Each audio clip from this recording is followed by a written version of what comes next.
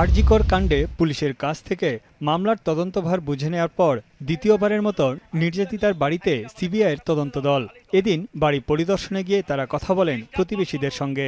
নিহতের ব্যবহৃত কিছু জিনিসও আলামত হিসেবে সংগ্রহ করেন সিবিআই কর্মকর্তারা। আপনারা কিন্তু চিকিৎসা দিতে তবে ন্যায় বিচারের জন্য মমতার উপর আর ভরসা রাখতে পারছেন না বলে জানিয়েছে নিহতের পরিবার। তাদের অভিযোগ, রাজ্যের স্বাস্থ্যমন্ত্রীর দায়িত্বে থাকার পরও তিনি যথাযথ উদ্যোগ নেননি। সাধারণ মানুষ তাদের হয়ে লড়াই করেছে।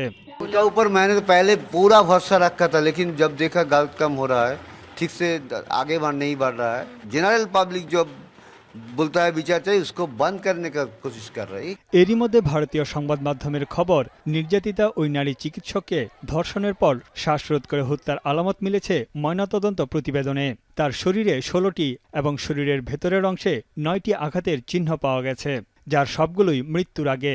ঘটনার দিন সন্ধ্যা 6:10 থেকে 7:10 পর্যন্ত ময়নাতদন্ত চলে বলেও প্রতিবেদনে উল্লেখ করা হয়।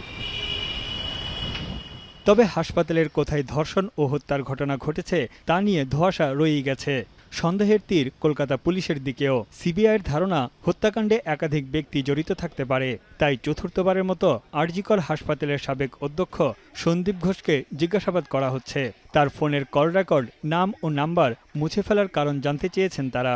জিজ্ঞাসাবাদ চলছে গ্রেপ্তার মূল সন্দেহভাজন সঞ্জয় রায়েরও। ভিকটিম কোনো চক্রান্তের শিকার হয়েছিলেন কিনা সেটিও নজরে এনেছে সিবিআই। নৃশংস ওই হত্যাকাণ্ডের ঘটনায় সুষ্ঠু বিচারের দাবিতে এখনও উত্তাল পশ্চিমবঙ্গ সহ গোটা ভারত। আন্দোলনে যোগ দিয়েছেন ক্রিকেটার, অভিনেতা থেকে শুরু করে সর্বস্তরের মানুষ। সংহতি জানিয়েছে বিভিন্ন মানবাধিকার ও রাজনৈতিক সংগঠনও। देश की बेटी के साथ जो हुआ वो बहुत गलत हुआ और उसको इंसाफ दिलाने के लिए मुझे लगता है हम सबको एकजुट होके सामने आना चाहिए।